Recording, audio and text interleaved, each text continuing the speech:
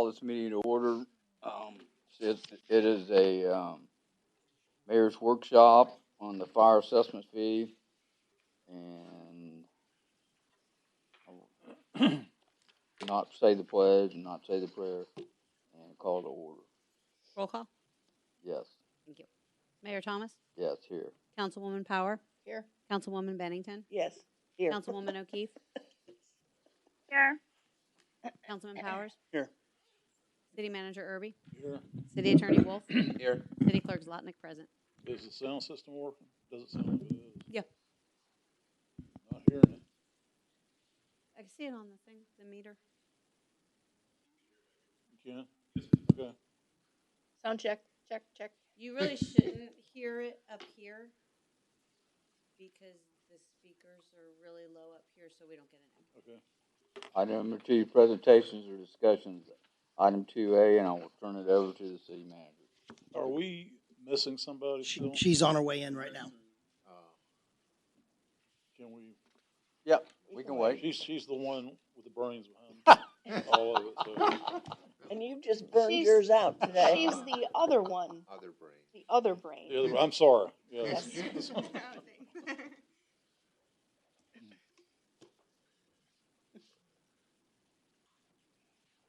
How long have you been married?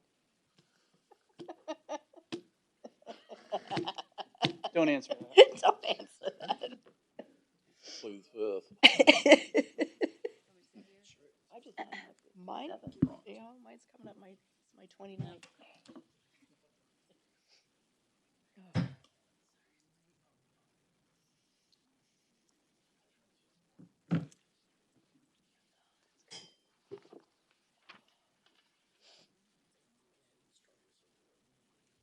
Oh, you're waiting on me? Oh, I'm sorry.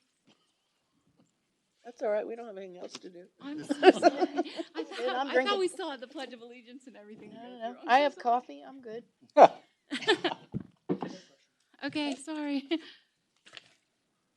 Okay, so this is version 2 of the fire assessment program. Sandy Newbarth with Government Services Group. I have Hannah Hammond here with me. She's been working on the project. She's been doing all the work, and I get to do all the glory and give it to you. So we presented this in April. You wanted to come back and you wanted to look at some other revenue neutral scenarios, and so that's what we're here today for you to have discussion and have a little bit more information about some of the revenue neutral scenarios. So just to remind you where we are, do I have the clicker or do you? Okay. So just to remind you where we are, to keep you legally defensible, what we did is we looked at your call data to see who's demanding what percentage of your calls are going to residential versus commercial, industrial, warehouse, and institutional. And then based on that $3.5 million budget, the maximum rates that you could charge is $294 for residential, 14 cents per square foot for commercial, 3 cents a square foot for industrial warehouse, and 27 cents a square foot for institutional. But to remind you, to keep you legally defensible, whatever portion of the budget you want to fund with a fire assessment has to be cut in these pieces of the pie. It has to be in this percentage breakdown, or otherwise you're overfunding or underfunding one section. Okay, so here were the rate scenarios. The $294 residential rate is equivalent to about 2.99 mils. The break-even point for all of these, since they're 100% revenue neutral, the break-even point for all of these is $100,000 taxable value. So if you were going to impose a $294 residential per dwelling unit rate and reduce your millage by 2.99 mils, the break-even point is $100,000 taxable value to generate approximately the same amount of revenue. The $200 residential dwelling unit rate, and then 10 cents for commercial, 2 cents for industrial warehouse, and 19 cents for institutional, is equivalent to about 2.03 mils. The $100 is equivalent for residential dwelling unit is equivalent to about 1 mil. I added an additional one, so you could see it, $75 per dwelling unit is 0.75 mils. $50 per dwelling unit is 0.5 mils. And again, they're all, break-even point is $100,000 taxable value. So the next slide gives you a breakdown of how the percentages of the parcels. So you've got 802 parcels that have a zero taxable value for whatever reason. 208 of them are VA exempt, and then the rest of them are not. So that's about 8.78% of your parcels. So about 20, almost 25% of your parcels pay little to no taxes for all of your services because they're valued at $25,000 or less. At that break-even point, the $100,000, you've got 63.36% of your parcels that fall right at the $100,000 or below the $100,000. So if you're going to do this revenue neutral, 63.36% of your parcels would pay more, and then the 36.64% of your parcels would pay less. So it just gives you kind of the breakdown of where your parcels fall. And these are based off of last year's taxable values. We don't have this year's taxable values. They're not available. So it may change slightly, but this just gives you an understanding of, and depending on where they fall in the taxable value is to how much more they're going to pay or how much less they're going to pay. So this gives you that understanding of where your impacts are. Then the implementation, Bridget, I think, wanted to, we were originally scheduled to adopt the initial assessment resolution June 6th. I think we wanted to move it to July 11th to give more time for the consideration of what you wanted to do. That would still give us time to get it on the trim notice. We'd have to have it to the property appraiser by August 2nd. I'd like to get it to them a little bit early. This is the first year that we're using their trim, so we want to make sure we work out all the kinks and don't hold up their trim notices for them. And then they get mailed out, and then you have your public hearing on September 12th when the public is all invited to come and share their input with you. Then the policy direction is whether you like this program, whether you're still interested in proceeding with implementation, what rates, and I guess staff would need, I only need the rates, but staff is going to need the offset of the millage if that's something you're looking at. Exemption policies, again, like we talked about, government properties are, there's a collection problem with them. You can't put them on the tax bill. You can't lien them. So most of our clients do exempt government properties from the fire assessment. You can charge them, but you would have to send them a separate bill. You can't lien their property, so there is collection. VA exemption was one that staff had told us that was expressed important to understand and to know. That is something that you could make that policy decision. All of these exemptions are policy decisions. They're not statutorily driven. You have the choice of whether you want to charge them or not.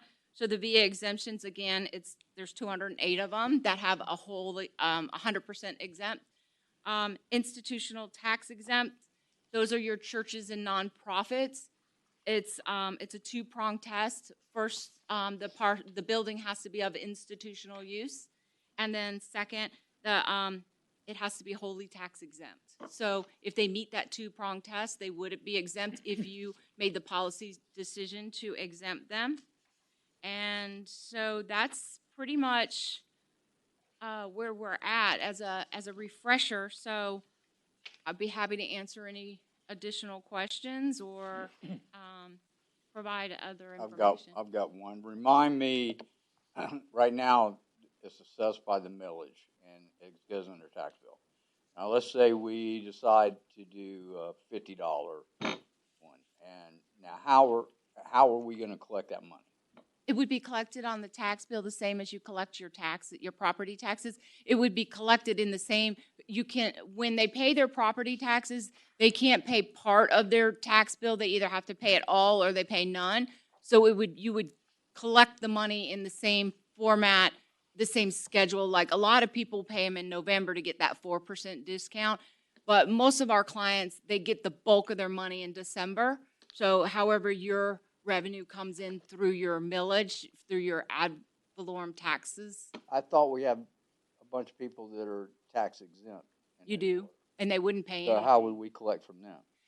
So just because they're tax exempt, they can still get a tax bill. So if you decided to impose this, they would It's- get that tax bill for, even if they don't get a tax bill for ad valorem, they would get that tax bill They for would get this. a new tax, let's say I'm not paying, I'm a veteran or whatever, Right. I don't qualify to pay taxes. Correct. So, I'm sitting good, I'm getting fire services, and let's say the city council, says, okay, we're gonna put a $50 fee. Then what, the tax collector's gonna send them a bill in the mail? Correct. So it'll say your property taxes, your taxable value is 0, therefore you owe 0 in property taxes for the county, for the school board, for the city of Edgewater, for everybody else, and then the non-ad valorem, but you owe this for the fire assessment.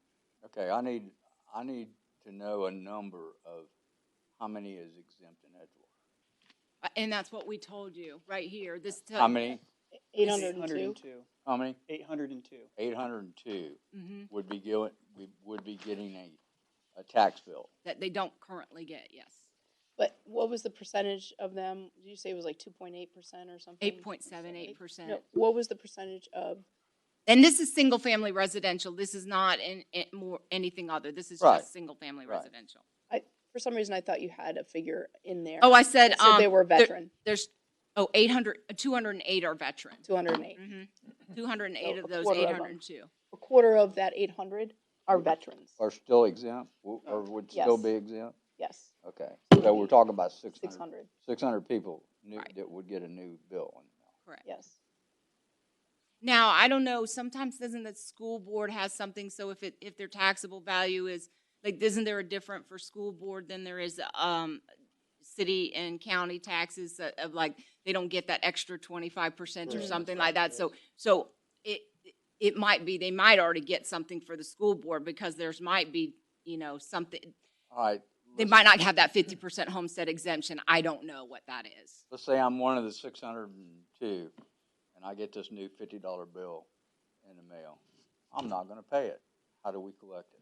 So what happens is it's just like with ad valorem, then if they don't pay it, then the tax collector sells the tax deed on their property, so somebody else pays it on their behalf, and then they could possibly lose, and then a lien goes on their property, and then if that tax deed gets called, so after 2 years, the person who bought that tax deed can call it and say, I want my money back, and it could actually get foreclosed on. So, how many homes are in Edgewater? You have 9,431 residential parcels. 9,000. So, we're gonna affect 9,000 people to the plus and 600 people to the negative. If we decided to go that way.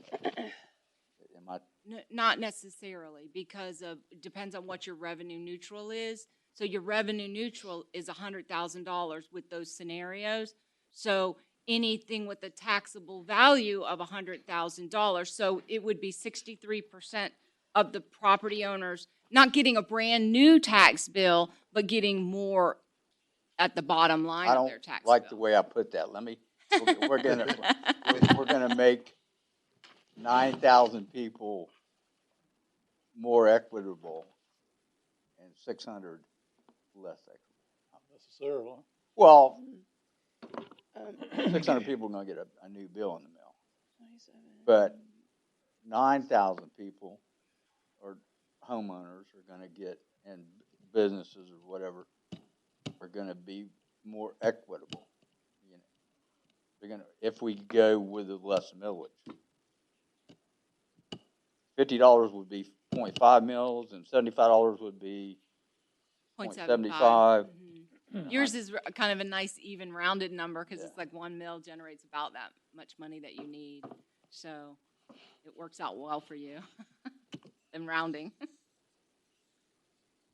But didn't you also say at the last time that the cities that have gone with the higher percentage, like Failed. failed rather, and it was Typically. better to start off with a lower number and then gradually. So yeah, because you've got to keep in mind, yeah, usually it's better to start small and then, work your way up.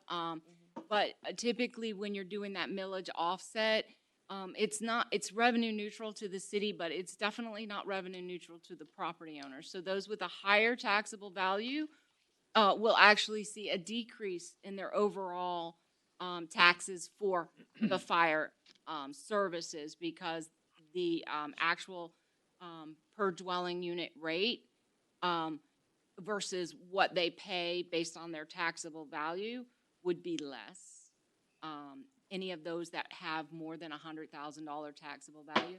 So some of our clients will say, well, we'd rather just impose a $50 and not offset the millage, or a $25 and not offset the millage, and just use that money for something that we need for additional enhanced services.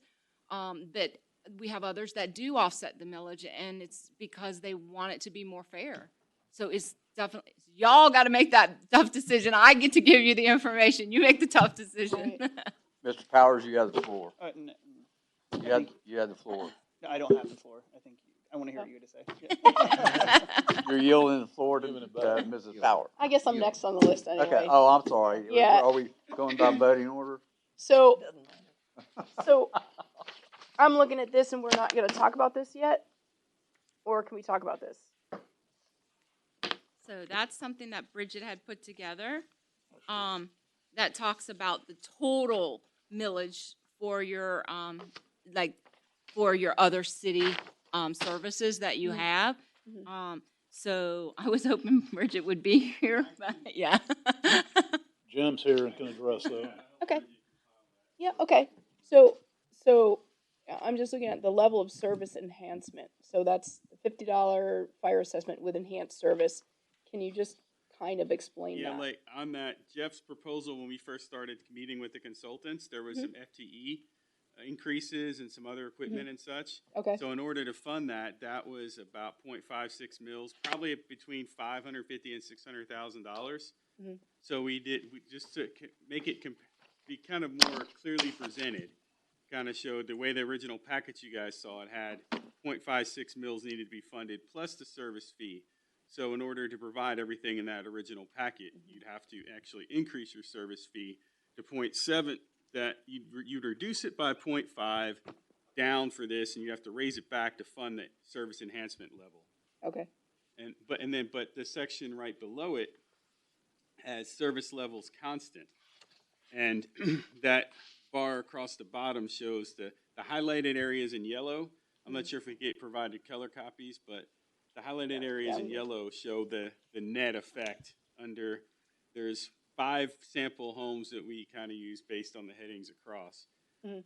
And then each sheet, I believe, has a different scenario. 50, I think we did 50, 100, 200, and 294, if I recall correctly. Okay. And so the citywide example is the average? No, that's just a generalized house that was chosen citywide. Okay. And then there was a house chosen in District 1, for an example, Yeah, a that's- property chosen in District 2, for example, and then in such and such. We just picked 5. Mhm. I have a couple other scenarios with different assessed values I can provide that we have saved kind of off to the side that we didn't print, Mhm. if you want further detail. But Okay. So I'm just looking at it. So somebody with basically $104,000 house, so they're just over the 100,000, and if they pay the $50 and then we drop the 0.5 mils, their increase is 22.91. Yep, $22, just shy of $23. right? That's assuming the half a mil reduction with service levels being constant. Okay. But the other one, it's not,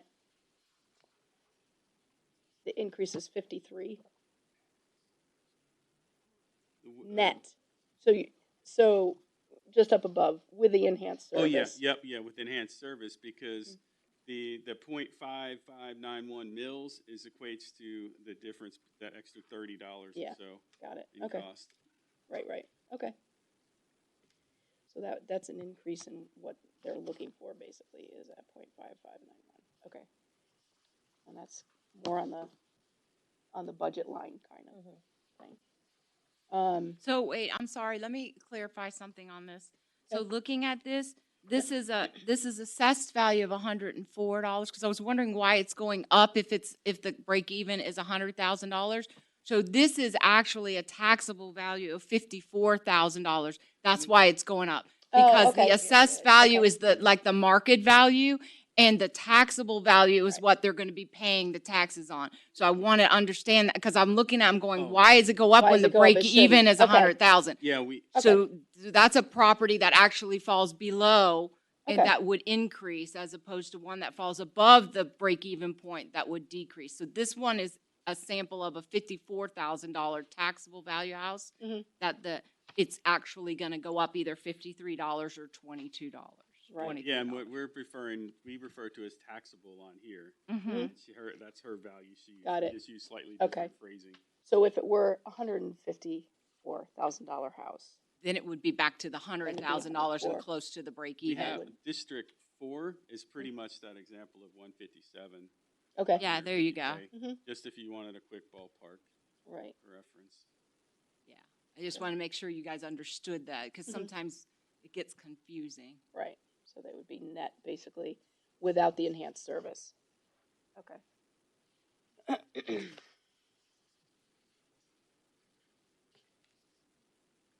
And that's with a 50. That's with a $50.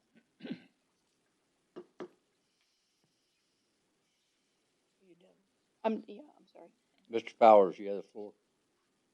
Yeah, I don't think I have anything tonight. I think there's a lot to chew on in process. Oh, okay. I wondered why you'd being so quiet. That's why I called on you. I don't have anything right now. Miss Megan, do you have anything to add? I have nothing. You guys had great questions, sir. Thank you. Okay. So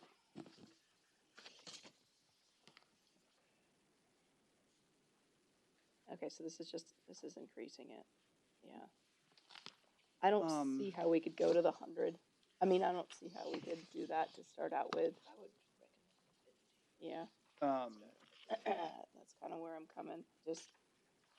But the question is the enhanced service. so, just so I understand, I guess I do have a question. I'm sorry, Go what were you saying? Yeah, no. 63.36%, those are the homes that were have a taxable value of under. Of 100,000 or less. Okay. So what you're seeing is 63% of your single family properties are going to go up, whether it be up 2 cents, Yeah. or up $100 or $50 or whatever. Mm-hmm. Right. So without the enhanced service, it would the house with a $54,000 taxable value would pay an extra $23. Yeah. Which they're probably not paying.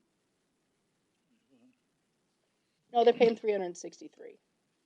So. Yeah. I get it.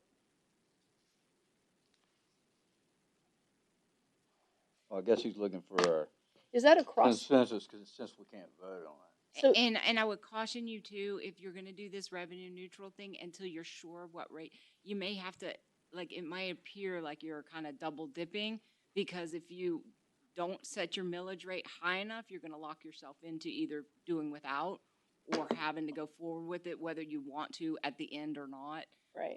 So Yeah. it's kind of tricky, but I'm just kind of giving you Right. my Don't expert set it- opinion on that. Right. It's a tough decision, but Yeah. So we don't set the, you don't set the maximum at the 6.2.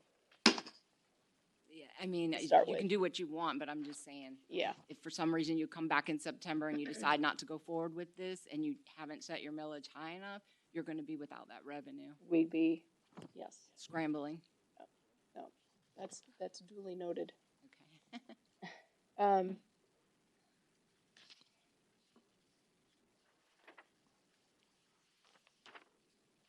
so 1,400 houses at 25,000 and under.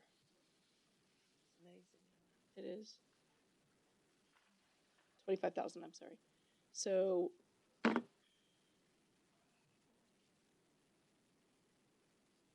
yeah, it's weird. I almost feel like I need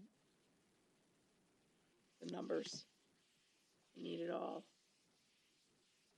What they're paying, what somebody with the taxable value of $25,000, Your example, District 2 example, right? is pretty much, we're almost right there. We're Oh, yeah? Okay. All right. $25,228, so we're right there in the material ballpark. I just noticed that as you were speaking. Okay, so that's basically they're paying the $50 with the enhanced, or $37 more without the enhanced. So actually, that's good. District 2 has a 25,000. District, citywide has a 54,000. District 3 has a 79, close to 75. It's about 75. And yeah. then District 4 has a close to 100, so you can Mhm. get those break points Right. with each of these scenarios. How'd we do that? How do we Just manage lucky. that? Yeah. Got lucky. Mhm.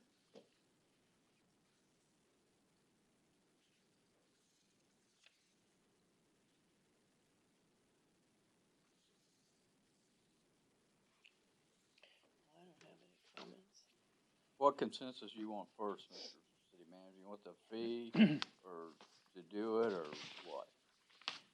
Oh, let's find my sheet.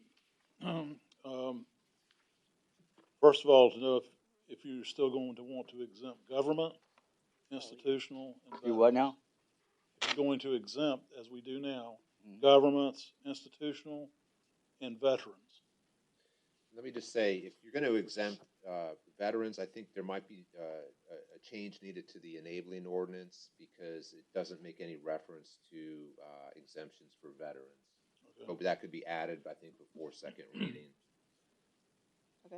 In So- other words, it does allow you to make an exemption for government and institutional, and also a hardship assistant to city residents who are living below or close to the poverty level. But there's no reference here for a VA exemption, so I think that should be added. Okay. And then that would give you the option of doing it. I would like that. And we would recommend if the VA, it's up to you, but there's different levels of the VA exemption. So usually our projects would be 100% VA exemption for totally disabled veterans and their spouses, because there's varying levels. There's a 5% where they get a little bit off or something like that, Mhm. and all that stuff. So this only accounts for the 100% VA exempt parcels. Okay. We didn't do the analysis of all the Good others. point. Thank you. Yeah.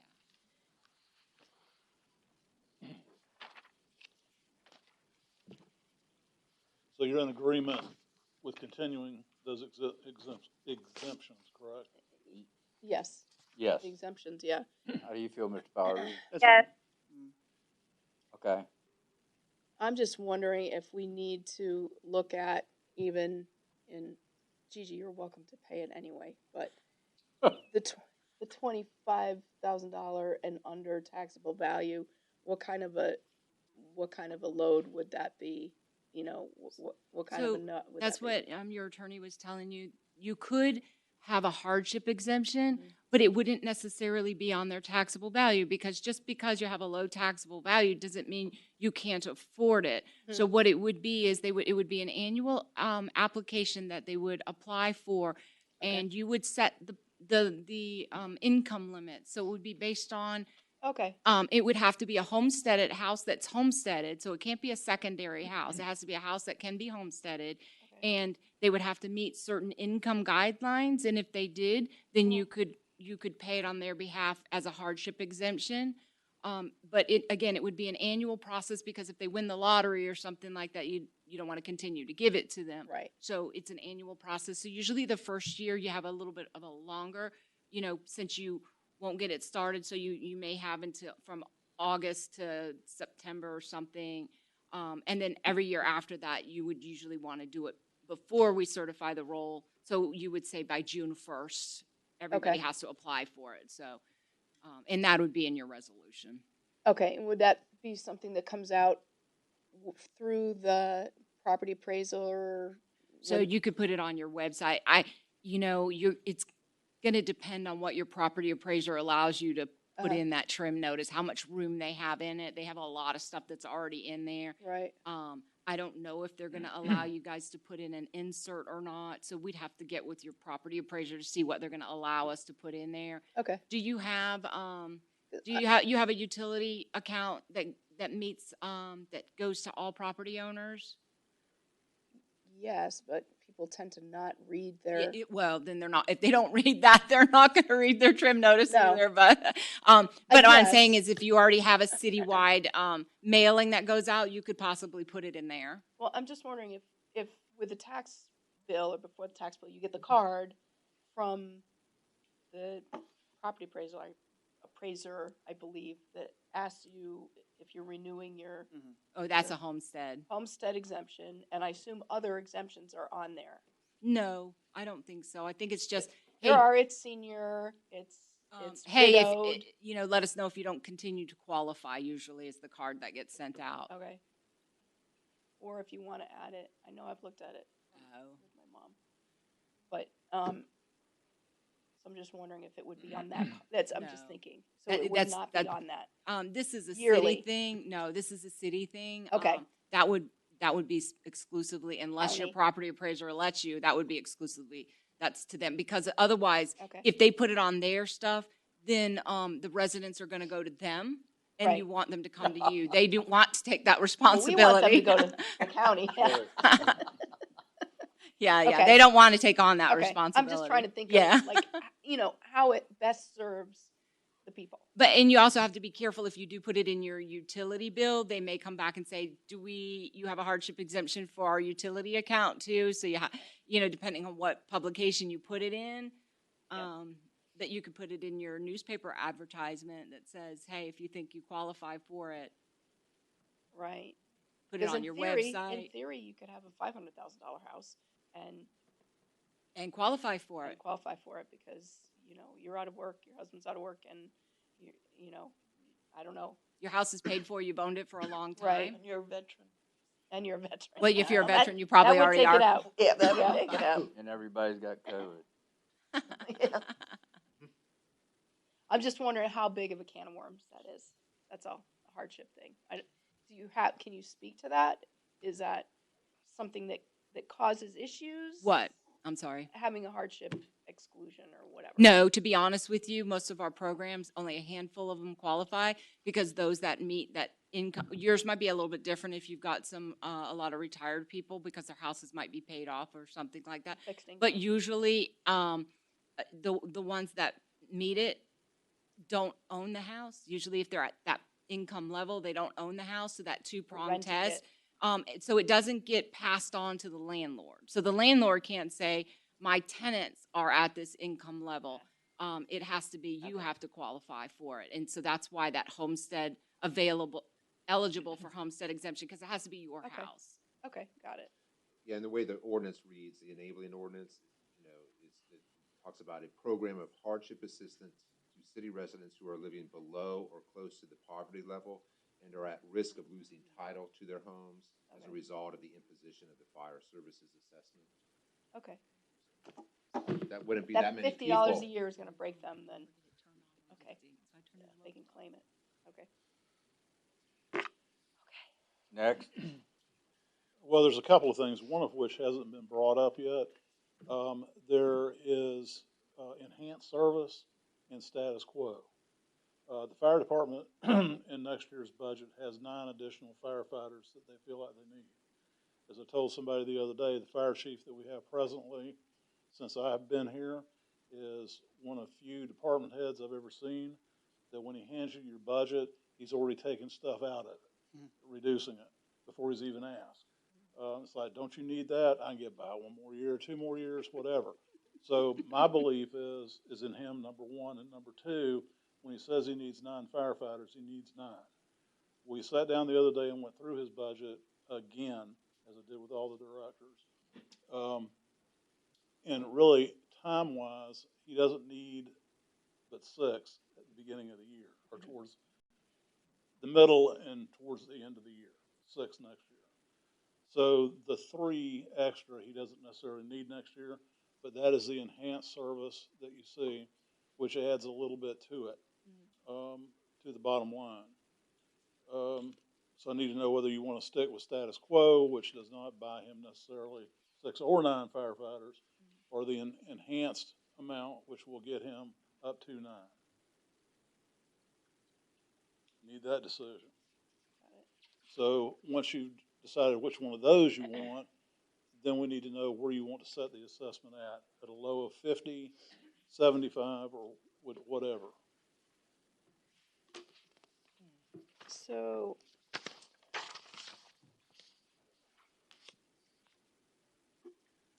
So these revenues that we see here on this slide, at the 17%, the estimated gross revenue, we kind of look at these buy downs, the estimated net revenue, the 577,000. Correct. That is considering, that's enhanced services? Yes. Okay. And and that gives you your impact of your government buy down, your institutional, and your VA exemption. And then when anything is collected on the tax bill, so you have an interlocal agreement with your property appraiser and your tax collector, so that realized amount actually reduces it by the statutory discount and the property appraiser and the tax collector's fees. So you would realize about $533,000. Okay. so it's about. I would, well, first of all, let me say that on the Monday a week ago, Mr. Irby and I attended the roundtable meeting. We got back. We decided to view all the new projects going on in Edgewater. And I think we hit 17 or so. I still haven't gone back and counted. Okay, but it was approximately that many. And what I could not believe the amount of houses that are being built. I mean, they are, oh my gosh, they're just lined up. And he took me into the new $1 million subdivision off Glencoe, and they're building $1 million houses in there like it was nothing. And I asked him, I said, what do these people do for a living? You know? And then we stopped and asked, do what? Attorneys said. We stopped. We saw this lady walking the one off Mission Road, and I said, "Stop! I want to talk to this lady." So I says, "Ma'am, do you live in here?" And she goes, "Yeah." I said, "Would you mind if I ask how much did you pay for your house?" And what'd she say? $350,000, and the average price is going for $300,000 to $500,000, and then. We went to every subdivision and every project that's being built in Edgewater. And it was amazing to me on how much is just, workers are just everywhere and they're putting up these houses. So I think we better think into my point is I think we better think into the future and go with enhanced, because it's just unreal to me. But anyway, going back to the lady, I says, do you like, I said, where are you from? And she says, California. And I said, do you like it here? Oh, I love it here. But, and those houses in there, I mean, in the 50-foot lots, they're going for $300,000 to $500,000. It's just, I'm amazed. I just, so I think we better think about the enhanced version, to play it on the safe side. And if I was, while I'm on the subject, I think we ought to start out with the 50 to be safe, and because when them 600 people get that new bill, they ain't going to be happy. So, but it's going to be more equitable to most of the people in Edgewater. Right. I think. Right. It'll be For the majority. Yes, thank you. Yes, for the majority. Shoot, was I just gonna? So that's what he needs to know. Are y'all going with me on that, or? Yeah, I have a question about, and Jeff, this is for you. The service enhancement. So it's kind of like you're preemptively asking before we're getting into the budget. Like, this is what you're going to be asking for above and beyond with a budget. And I'm just wondering if it's coverable by something else in the budget. Like, if we're coming in at preemptively 6.2 or 6.7 already, do we know that right now, or are we coming in at 6.5? We don't know that. We don't know that yet. So I'm just wondering if it's, I see your wish list. I mean, I see the want, and I'm wondering if it's not a decision that we have to put on it right now, if that makes sense.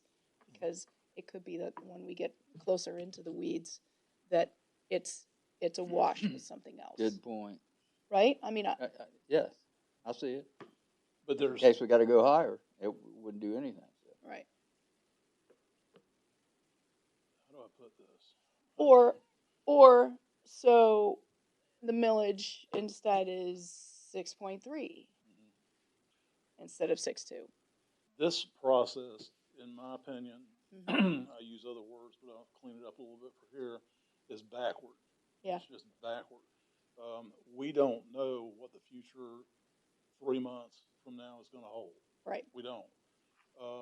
This, I guess, well, it's a total source of revenue that can be used by nobody other than the fire department. It has to be segregated in the budget, on the books, everything else. Okay. It can only be used for that purpose. Okay. So we're saying that 9 firefighters are going to cost this much, and this is what it takes to fund that for next year. Right. Okay. Regardless of what the other millage does. Right. So. Okay. So I guess my point is that it could be that it becomes a wash, or that we can't go down the 0.5, that we have to go down 0.3 or whatever. Right. But by the second reading of the budget, We have to know. you'll know. We'll know. We'll know. Right. Right. Does that make sense? Yeah. Yeah. So, It does. which would actually make it so that the higher, the higher taxable value houses would be getting less of a break, because the millage would be not as low, Not as much of a break, no. not as much of a break. Right, yeah. Like if you don't reduce it by 0.5 and you reduce it by 0.3, yeah, yeah. Does, You're I mean, correct. does that make? Yeah, that makes sense. Mathematically, it makes sense. But I don't know what that does to the lower taxable value. So It's- that's Yeah, it would, they're still gonna pay that $50. So, right. the offsetting by 3.3 mils so it might not be the break-even point, might not be 100,000 anymore. Mhm. But we would have to see what that is. Right. And the millage could possibly go lower, Right. depending on what the property appraiser spits Right. out. No, exactly. I mean, so that's kind of like that it may cover the enhanced service, if that makes sense. Well, property taxes might too, but we Right. just don't have that information. Right. So then tonight, okay, looking at enhanced, moving forward, depending on what we come at or come to with the budget and the millage rate, when do we sort of lock ourselves in, I guess? Right. So if we say, yes, we want it, are we, Second reading in Second September. reading. Oh, so not until September. Well, you would have to make your Oh, preliminary. sorry. This is So, different. and that's another thing Right, I that's thought on it the was list earlier than of, that, yeah. are we okay with moving the schedule from June 6th to July 11th for adopting your initial rate resolution? So your initial rate resolution would be your maximum, kind of like when you set your millage, it's your maximum rates that you would be able to consider for that year. Yeah. And the maximum exemptions too. So if there's any question you don't want to exempt them, don't exempt them at the first adopting of the resolution. Then you come back in September, then that's when you make your final decision. So in July, your attorney's Like gonna a need it heist. for the resolution, But we can kind of You can step change it at back that- from that Mhm. point. if we need you can. to. Yes. Mm-hmm. Okay. Yeah. So I guess looking at enhanced service at $50 a year, we're looking at the, considering those buy downs, 577,000. If we're looking at 9 firefighters, obviously that covers that. I'm assuming the 577,000. Not quite. That doesn't even fully cover that. Not quite. But the manager and I have discussed, I can't hire 9 firefighters. I have to stagger them. Yeah. Bring them up to speed and in order to staff another ambulance. Sure. So that's, Okay. Does that include the ambulance cost? that is in here too. Yeah. Yes. Which Which is, is not part of the, Which isn't part of the, because they're not it's funding not, EMS. right, Yeah. so Yeah. the firemen it is, but not the, There's a foreshadowing for you, a little tidbit. Yeah. We both feel like we need another ambulance. Mhm. Okay, so that is in the budget next year, not funded by this. right, It's not funded at all yet, but it's not in these numbers. right. No, I get that. So you, when they're a firefighter, us can pay for them. But if they're an EMT, I still don't, if you have, it covers it. Yeah, see, there's a formula that we do, we apply to the total budget That it's because we know percentage. they're interchangeable, and so Okay. there's a formula that we use to apply it to keep you legally defensible. okay, And as long as you're not Okay. funding it at 100%, it's not as critical. got it. Let me ask Miss Megan, do you have any thoughts or comments? So I agree with Christine. What'd she say? She said she agrees with me. Okay, Gosh, what is- thank you. Megan. Well, then So what did do we do decide now? on the enhanced and 50? Is that what we decided on? I think so, for Yeah. now. Yeah. For now. Yeah. All right, what's next, Mr. Irby? I think that's it on this subject. All right, we'll go to, we Anything already else? covered B, so we'll cover C. Consensus on level assessments of the fire program. That was, we covered that, right? We already did that, yeah. D, consensus on moving the stormwater fee to the tax bill. I have new updated information on that. When this first came out, I believe staff was gung ho to also move this to the tax bill. Then we did further, assessments on cost, and we can no longer support that thought. That's interesting. It's well, and the reason why is because it's going to cost approximately $67,000 a year out of the stormwater fund in order to get this moved to the tax bill Annually? annually.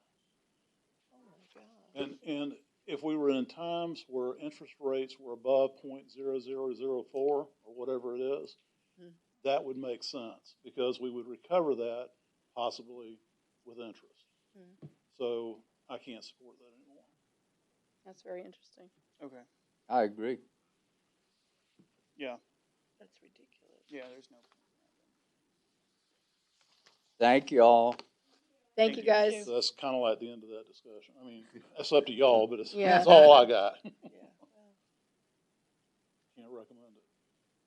Yeah, that's interesting. So is that the cost of the property appraiser for them to? It is, the assessment administrative charges are $14,000 from the property appraiser and tax collector. And then the yearly discount that the citizens get is another $53,000. Estimated based on Oh, I last see. year's. Okay. If they pay early. Correct. Yeah. Okay. Okay. Everybody agree on that? That made, yeah, All right. sort of cut it off at the knees. Yeah. T, consensus on the amount of the stormwater fee. So we don't need that. No, not yet. Okay. So looking at equipment, obviously we talked about an ambulance. Is there a need for a fire truck? This is just out of curiosity. well, he mentioned fire that truck's he needed a new fire, 533,000 or a new fire truck, 600,000. Yeah. correct? Yeah. Well, I'm just looking at the Yeah. probability Yeah. of when that would be needed, that's Mhm. all, yeah. But we're looking at within 5 years, obviously, yeah. So. With the truck, 17 years old, right? 18. A frontline, it's only good for 20 years. Yeah, I was gonna say, so we'd have 20 years of service for that vehicle, so. Yeah, I mean, it's just the reality of where we are. Yep. And you know, I try to watch other meetings, just because I guess I have no life. You're not supposed to say that up here. I mean, we know it, but you're not supposed to say it out I'm not supposed loud. to tell myself. He's married too. Yeah, I know. Do not tell his wife that. Yes, honey, I love you. I hope his wife's not looking. She watches them with me, like we. I watch other cities though. Yeah. In Volusia County, even north of us, and I try to, as much as I can, talk to other elected officials. And I think when you look at cities who are maybe more advanced than us in their growth process, maybe they started growing before the recession, you know, and the recession kind of stunted that, but now they've picked that back up again. The biggest regret is the lack of preparation when it was happening the first time. So I guess if we're preparing well, then making sure we have the infrastructure physically, but then the people infrastructure, emergency services, so on and so Right. forth. So I mean, you have to, Mhm. you look at Houston for that. Yeah. Like, whoops, maybe we should have done stormwater. Yeah. Maybe we should have had a place for the water to go, just in Right. case it rains here. Right. Maybe. You think? Yeah. So, Yeah. that's my snarky comment. Anything else, sir? No, sir. That was fairly easy. Yeah. I can't believe how expensive the stormwater would be. I mean, Can't you believe know, it. That's, To shift that's it, the yeah. county To just government shift it. for you. I know. I can't. I know you, Chief, you just sold your house, right? You're not gonna tell me how much. You're not gonna tell me how much. I figured. So, I heard how much. Now, have you found another house in Edgewater?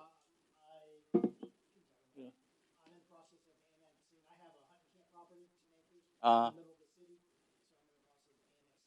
okay, good, Very good. good. I hope I was there's- just trying to show that it's just unbelievable to me how much these houses are Yeah, I and the know. way they're building them, you know? I hope My, that- my house is a 1978 model, and I would rather live in my house than one of these new houses. I hope there's already trash collection somewhere around you, right? So it doesn't cost too much for your one house. So good. All right, and bring them all in. She was gonna say. So the house next to my mother's that had, like 3 years ago, $60,000 in liens against it, right? So I don't even know what they ended up with. There's some doctors group that bought it as an investment property from this. I have to say it. The guy was a loser. Yeah, I mean, he was. The mother bought the house for him. It wasn't good. He lived next door to my mom. He painted it bright yellow, bright green, and bright orange. All together? Yes, Mm. Oh. yes, and yes. There was a sale on paint. So the and parked everywhere, but yes, across the street on the right of way. Yeah, his work truck. They slept in the RV in the front yard. They had another RV in the backyard that was with the door open for 5 years. So you can imagine that. So the doctors group rehabbed it and, completely did it over and whatever. It's 2-bedroom, 1 bath. It has kind of a screened in porch right by the entrance that while the realtor was there showing people around, my mom went over and it rained and it collects water. The water doesn't drain out of the front screen room. Oh my God. Oh, wow. Yes. $295,000 Oh my is what God. they're asking for. It is small. It's small. 2-bedroom, 1 But bath. it's on Riverside. No, it is not in Oh, Riverside. it's not on? No, it's on Fernald. You're kidding. No, it's next to Justin. Oh, my gosh. Or I mean, my mom's. I found a picture of I took in my front yard of Royal Palm, looking north in 1980. I'll try to bring it to the next meeting. That's pretty Probably cool. wasn't anything there. No, there was nothing. I probably have pictures from like 1978. My grandparents were on Sable Palm, like 3 houses off of 442. They were like, Well, right at the geez, I beginning. have pictures from 1975. Oh, God. But I'm going to general.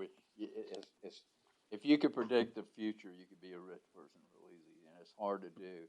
And that's what we're trying to do, is predict the future of the city. Right. Or be ahead of it.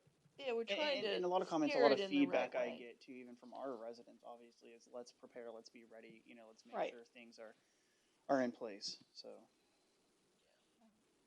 Okay, Thank you very much. we're adjourned? Thank you guys. Yes, ma'am. Okay. Thanks, Matt.